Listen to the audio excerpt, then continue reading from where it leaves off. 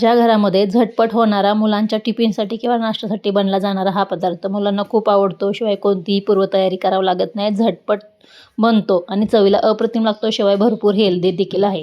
तर इथे मी पनीर घेतलेलं आहे, त्याचबरोबर भिजवलेले गव्हाचं पीठ किंवा गव्हाची कणिक आपण म्हणू शकतो ते घेतलेलं आहे. एक हुंडा खाली थोडंसं पीठ टाकलं आणि आपल्याला हे मध्यम आकाराची लाटून घ्यायचे, जास्त पातळ लाटायचे नाही किंवा मोठ्या आकारामध्ये सुद्धा लाटून नाही घ्यायचं.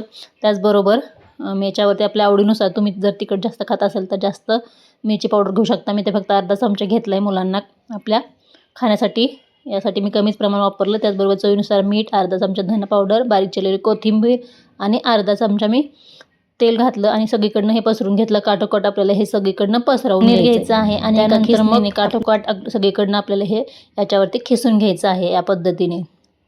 आता पनीरचं प्रमाण तुम्ही कितीही खिसून घेऊ शकता. जेवढं जास्त खिसून यावरती घालाल तेवढं चवीला अप्रतिम असा हा पराठा लागतो.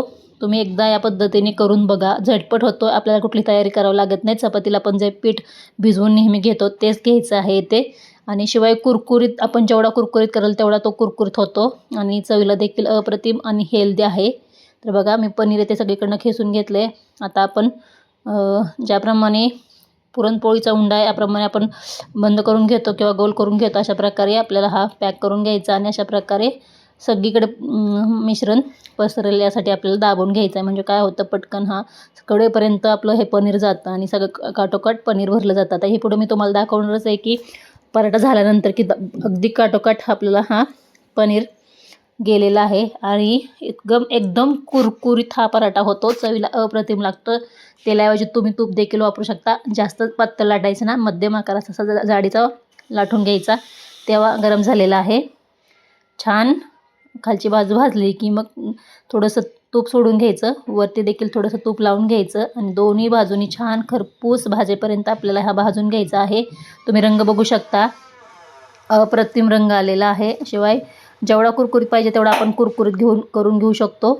मस्त असा आपला हा पनीर पराठा तयार झालेला आहे. बघा आतपर्यंत तुम्हाला आता मी दाखवते. तर आतपर्यंत मस्त असं आपलं पनीर गेलेलं आहे आणि कुरकुरीत झालेलं आहे. चवीला अप्रतिम लागणारा, झटपट, मस्त आणि अतिशय हेल्दी हा आपला पनीर पराठा इथे तयार झालेला आहे. मुलांना अगदी 5 मिनिटामध्ये तयार करून आपण देऊ शकतो. मुलं देखील खूप आवडीने 1 ते 2 बनवून दिले तरी देखील खातात, टिफिन देखील संपवून आणतात. यासाठी हा पराठा नक्की एकदा बनवून मुलांना द्या. तर आजची रेसिपी तुम्हाला आवडली असेल तर रेसिपीला एक लाईक नक्की करा आणि चॅनलवरती नवीन असाल तर चॅनलला प्लीज सबस्क्राईब नक्की करा आणि फेसबुकवरती बघत असाल तर प्लीज नक्की फॉलो करा. पुन्हा भेटू अशा नवीन पराठ्याच्या रेसिपीमध्ये. तोपर्यंत धन्यवाद.